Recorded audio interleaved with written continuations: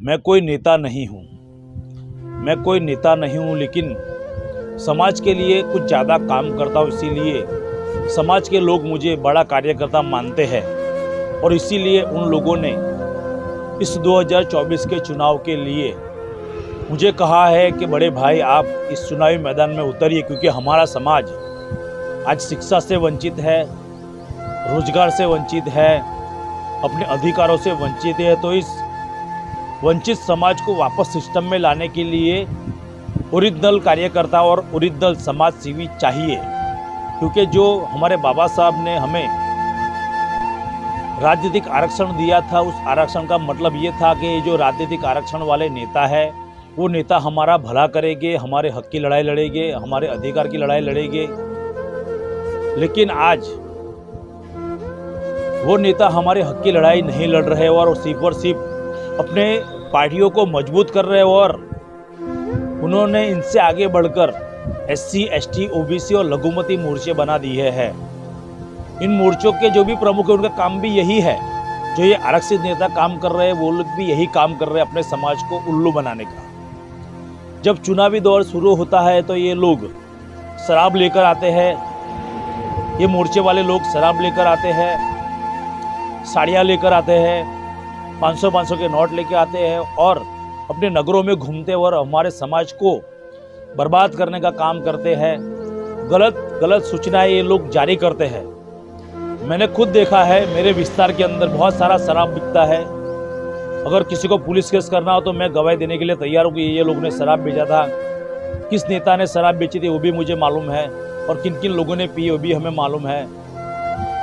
तो जो समाज की लड़ाई लड़नी थी, जो शिक्षण की लड़ाई लड़नी थी, जो रोजगार की लड़ाई लड़नी थी और हक वंचितों को हक देने की लड़ाई लड़नी थी, वो नेता नहीं लड़े और वो मोर्चे वाले भी नहीं लड़े। हमारे बाबा साहब ने राजनीतिक आरक्षण दिया था सिर्फ और सिर्फ 10 साल के लिए, राजनीतिक आरक्षण दिया था सिर्फ और सिर्फ 10 साल के लिए। बाबा साहब जानते थे कि आरक्षित नेता 10 साल के बाद अगर आरक्षण खत्म कर देंगे राजनीति में तो सभी के सभी लोग जनरल सीट पर आकर लड़ेंगे और समाज के अधिकारों के लिए लड़ेंगे, और समाज के अधिकारों के इसलिए लड़ेंगे, फिर समाज को जरूरत पड़ेगी समाज को, और उस नेता को समाज को जरूरत पड़ेगी। अगर समाज होगा तभी मैं जीत के आऊँगा। इसीलिए वो समाज के लिए काम करता। कैसा काम करता? तो उसे वो रोजगार देता, उसे वो शिक्षण देता, उसे वो सुरक्षा देता और आज समाज हमारा आगे आ जाता। लेकिन इन मनुवादियों नीतियों ने, जो हजारों सालों से हमें गुलाम बनाकर रखा है, उन मनुवादी नीतियों ने आरक्षण जो था राजनीतिक हर बार रिन्यू कर देते, यानी जो गुलाम है वो गुलाम के गुलाम रहे, और हजारों जो 85% लोग हैं वो आज इन राजनीतिक आरक्षण के कारण हाल में गुलाम है, उनके अधिकार नहीं मिल रहे, अधिकार वंचित है।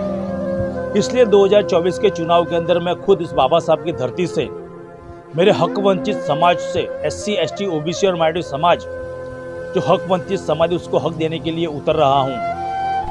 मुझे पता है आप लोग उन्हीं पार्टियों में भरोसा करेंगे जो आपको साड़ियाँ देते हैं, जो आपको शराब देते हैं, जो 500 रुपये में आप लोग बिक जाते हो, आप उन्हीं को वोट करोगे। लेकिन मैं चाहता हूँ इस बार आप आपके आने वाली पीढ़ियों के लिए वोट करें, उसके आरोग्य के लिए वोट करें, उसकी सुरक्षा के लिए वोट करें, उसके शिक्षण के लिए वोट करें, उसकी नौकरी के लिए वोट करें, और जो हक वंचित समाज है उसके हक के लिए वोट करें।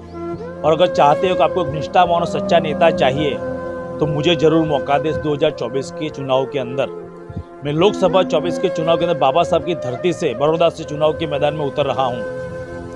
आपसे ये वीडियो के मार्फत से आपके पास आया हूं। अगर आपको लगता है कि हम बाबा साहब के बच्चे आपको हक देने में सक्षम है तो इस वीडियो के अंदर मैंने मेरा व्हाट्सअप नंबर दिया हुआ है। इस व्हाट्सअप पे आप मुझे जय भीम लिखकर व्हाट्सअप मैसेज कीजिए और इस वीडियो को हर जन तक पहुंचाएं। दूसरा, बड़ौदा शहर के लिए, बड़ौदा जिले के लिए हमने 2024 लोकसभा चुनाव व्हाट्सएप ग्रुप बनाया है।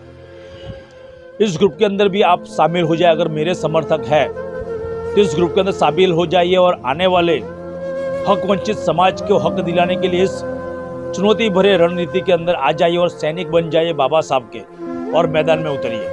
मैं आपको आह्वान करता हूं कि जल्द से जल्द हमारे समाज को संगठित कीजिए और इन हक वंचितों को हक देने के लिए आगे आइए। जय भीम, जय संविधान, जय मूल निवासी। मैं मूल निवासी राजेश राठौड़, संकल्प नगरी वडोदरा भीम आर्मी गुजरात प्रदेश कार्यकारी अध्यक्ष।